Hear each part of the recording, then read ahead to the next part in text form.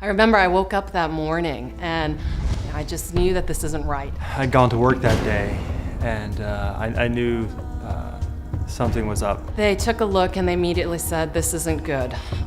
We need to get you to the hospital right away." I remember calling my husband. I remember crying and shaking. And she called me from the doctor's office. I guess they sort of said, "Oh yeah, you're in labor." It didn't even occur to me that my water could be breaking. We jumped into a cab and we went up to the hospital. Everybody was exhibiting so much concern, and it just made me really scared and made me realize kind of the severity of what it was we were dealing with. You have no idea. 5 minutes earlier, you're thinking about websites and marketing campaigns, then all of a sudden, my wife's in labor. That's not good. I just couldn't believe it was happening to me. And I remember at one point, I asked one of the doctors that came in, I said, "What are my chances?" They said, honestly, if you were to deliver today, a third of these babies die, a third of these babies have long-term disabilities, and a third of them will have minor disabilities like color blindness. And I just felt the blood draining out of my face, and I didn't even feel like I was in my own body. I just felt so scared for my baby. I didn't even think about myself at that point. So the doctors were pretty much doing everything they could to keep me pregnant. We just took it for the first couple days, hour by hour. And then, after that, we started taking it day by day. And October 11th, I'll never forget that morning, Charlie had gone to work and my contractions had started. And they said, "You know what, you've done a great job of keeping this baby inside you for so long, and he wants to come out, it's time to get him out." It was such a relief to hear him cry. And then they whisked him away. Within an hour, the doctors came back down and they told us that Oliver is really struggling.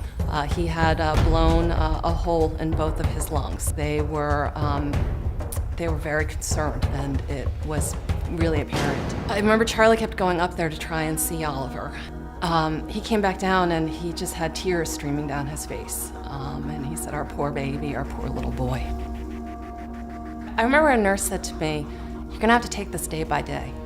This is gonna be like a roller coaster. He's gonna make these tremendous gains and then you're gonna feel like there's setbacks."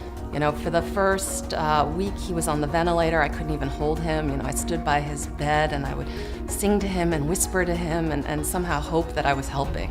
He was getting stronger and he was getting more healthy, but his breathing just wasn't to where they needed it to be. There'd be 30 seconds of him not breathing and all these alarms would go off. I remember sitting and one of our doctors coming over and talking to us and saying, "We tried everything we can, and what we'd like to recommend now is to have Oliver get a blood transfusion."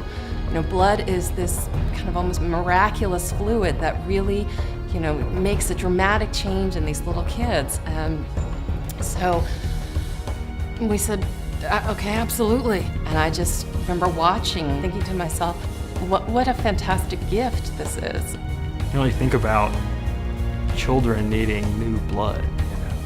I'll never forget when I came in that next morning.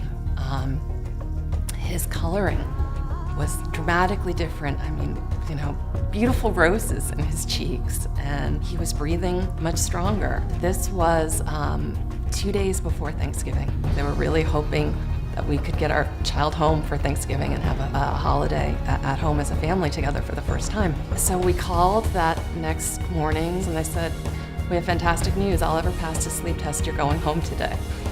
And there's been no looking back. He has just made tremendous strides. They basically told us, "He's off the charts. Congratulations. We never need to see you again. This is, the story that we wish happened to all parents." We just feel tremendously lucky, tremendously blessed. He is a happy, healthy, wonderful child. Without going through it personally, without seeing it, I would have never known what a difference blood can make in somebody's struggle. If there's a chance that donating blood can help make that big of a difference in somebody's life, it has to be an amazing feeling. I think as a donor, you don't always know the story on the other side. Most of the time you don't know the story on the other side. And, it is such a selfless and wonderful gift. And did this person know that it was going to make this difference for us? It's like a miracle potion. It made all the difference for him. You have no idea the effect you can have and the good it can bring. Please do it. Thank you for the role you played in this happy ending.